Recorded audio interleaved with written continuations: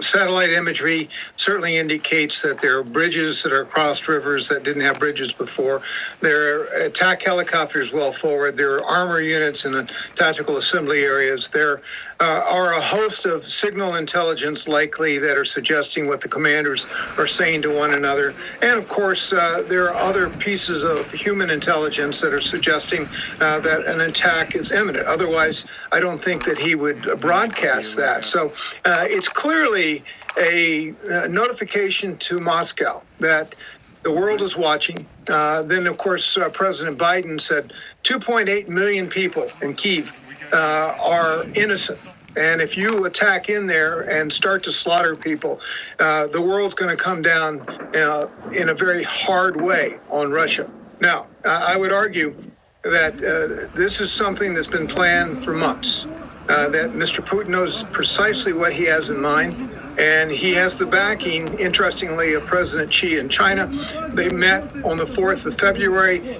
They signed a joint agreement that communicated clearly that the two are very close in terms of geopolitical ambitions. And I think that this is a true litmus test of Mr. Biden and the West.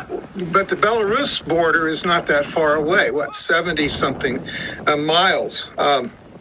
And in Belarus, we've seen helicopter movements, we've seen armor unit movements. Yes, if they choose to come in exclusively from the east and cross that long, relatively level ground, it could take a couple days. But coming in from the north, it's not going to take a couple days. And by the way, when the U.S. went into Baghdad, as you may recall, they didn't have that many troops, 190,000.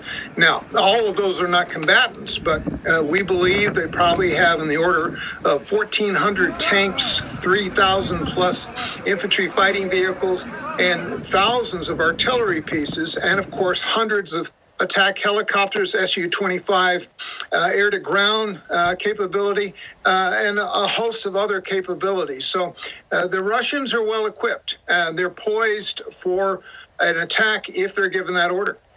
That particular exercise was postponed from last October until now to end or begin at the time of the end of the Beijing Olympics. So the orchestration of this is very masterful. What Mr. Putin is doing is communicating to the West that he has more nuclear weapons and more ability to launch those weapons than the West does, frankly. And so that message will be heard. Now, I don't expect the Russians will use nuclear weapons.